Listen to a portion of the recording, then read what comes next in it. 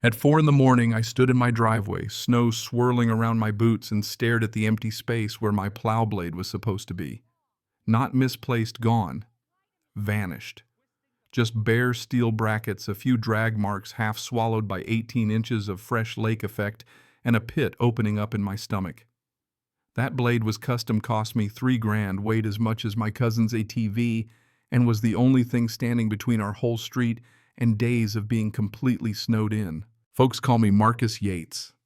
Contractor, Buffalo native, 7 years living in Riverside Meadows, which is just a fancy name for a bunch of houses grouped together under one very enthusiastic HOA.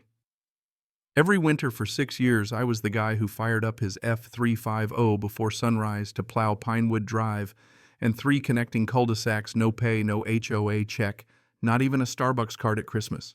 Just did it because I could, and honestly because I liked being useful. But that morning in my old Carhartt jacket with snow melting on my collar, anger and disbelief tangled in my chest. I'd checked the blade at 10 the night before. Forecast said this would be the biggest storm of the year. Somehow somebody rolled up to my house, hauled off 400 pounds of steel, and vanished. Didn't happen by accident. There were footprints already filling in with new snow and fresh drag lines leading right to the street. Called Roger next door even though I knew he'd be asleep. "Marcus, it's 4 a.m., man." He woke up quick when he heard what happened. Who steals a plow blade? I had no clue. Just needed to know if anyone saw anything. He hadn't, but he told me to call the cops. So I did after a couple laps around the yard looking for clues and trying not to let my frustration boil over. The dispatcher was polite, but with accidents all over the city. My missing plow blade wasn't exactly top priority. I went back inside, started up the coffee, and tried to get my thoughts straight. Around 5, Jennifer came down the stairs dressed for her nursing shift and nearly dropped her mug when I told her. "You're kidding," she said, shaking her head. But this wasn't the kind of thing you could make up. She asked, "Who'd do something like that? It's not like you can just sell a custom blade on Craigslist." Good point. But the weirdest part, the timing. Blade vanishes right before the worst storm of the season. She gave my arm a squeeze, said she'd try to come home early, then braved her way down the unplowed street in her CRV. Sun wasn't up yet, but my phone sure was. By 7, neighbors were calling each with the same question: "When are you plowing?" I explained what happened and got a mix of sympathy and honestly a little annoyance. Some folks acted like I was personally letting them down. After the 3rd call, it started getting under my skin. It was after 8, and my 4th cup of coffee when I heard the knock. Looked out the window, and there she was. Barbara Carmichael, HOA President, 52.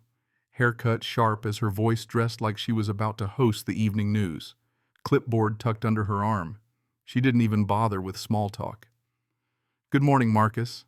I'm here on official HOA business."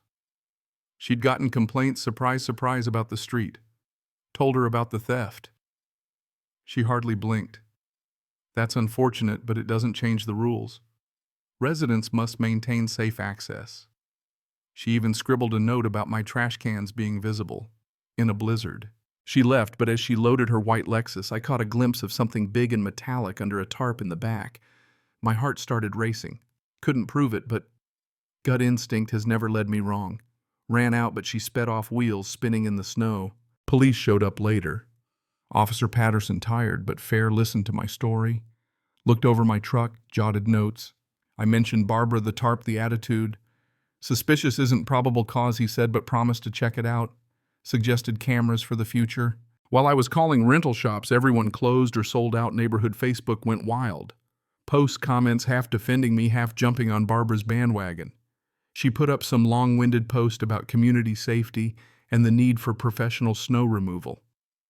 Reminded everyone about an emergency HOA meeting that night. The blame started shifting. Some wanted the HOA to pay for a new blade. Barbara shot that down immediately. Late that morning, Roger called again.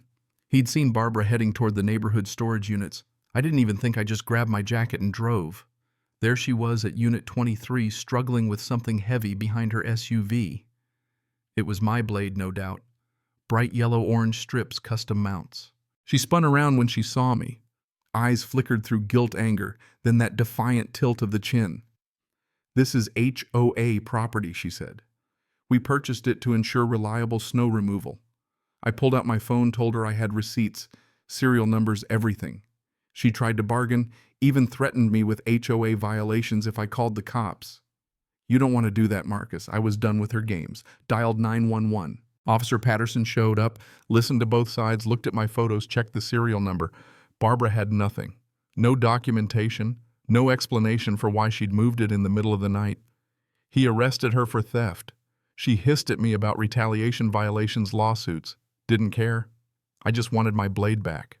Roger helped me reattach the blade. I spent the rest of the day plowing back aching, but the sense of relief, hard to put into words. Neighbors came out, offered thanks. Facebook lit up.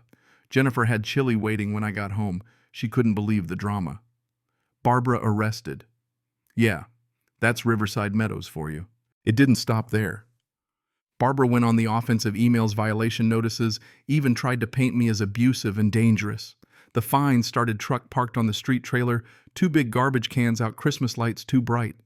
My lawyer friend Scott told me, "You've got a harassment case, but it's going to get ugly." Retaliation was obvious, but HO as play dirty and slow. The next HOA meeting was a circus. Barbara tried to spin her story. Roger stood up, called her out. Others joined. When Barbara started reading my violations, half the room started shouting. Board members called for calm, eventually voted to pause all action against me until her case wrapped up. Barbara lost control, stormed out, and folks started organizing a petition to remove her. She didn't go quietly. Tires got slashed. Tyrant painted on my trailer. More anonymous complaints about my dog, my work, even the way I cut my grass. Donald, her husband, eventually showed up on my porch. Hands deep in his pocket, said, "We're getting divorced. She can't let this go. I'm sorry for all of it." The Carmichaels moved out by summer. The house went to a young couple, the Hendersons, nice folks, no interest in HOA drama. With Barbara gone, life settled back to normal. The new HOA president sent me a thank you card. Neighborhood Facebook turned boring in the best possible way. Even ran into Donald at the store. He apologized again, said Barbara tried to run for her new HOA board and got shut down. Karma has a funny way of coming back around. Looking back, I won't lie, it cost me. The stress, the money, the feeling of being watched, the endless paperwork. But there's a hard truth I learned: bullies don't stop because you ask nicely. If someone in power gets away with abusing it once, they'll just keep pushing. Standing up even when it's messy, even when you're scared, is the only way to make it stop. Strange thing happened after all this. People from all over started reaching out, asking how I did it, looking for advice. Turns out my story wasn't unique. HOAs across the country, good ones, bad ones, all shapes and sizes, have a Barbara somewhere. Started a blog, wrote about what happened, tried to give folks a roadmap. Document everything, get your neighbors involved, and don't back down just because it's hard. First winter after Barbara, I was out plowing before dawn when Kyle Henderson rolled up in his new truck. Heard the stories, figured you might need backup. We cleared the street together, laughing, swapping stories, just neighbors helping neighbors. No drama, no clipboard, no threats, just the way it ought to be. On quiet summer nights, Jennifer and I sit out back. Bailey stretched at our feet, listening to the wind in the trees. The neighborhood feels safe again. Kids ride bikes, folks wave as they pass, and I finally get to enjoy what I moved here for: a real community. If anyone asks, I tell them this: standing up to a bully isn't about revenge or pride or proving a point. It's about drawing a line, showing that some things are worth protecting. Dignity, kindness, the right to help your neighbors just because you can. So here's my question for anyone who's ever tangled with power gone wrong. Where do you draw the line? When is it worth fighting, even when the odds are stacked, even when it costs you? Drop your thoughts below. Share your own battles, HOA or not. Let's talk about what's right, what's fair, and how to make our neighborhoods places we're proud to call home. Cảm ơn các bạn đã xem video.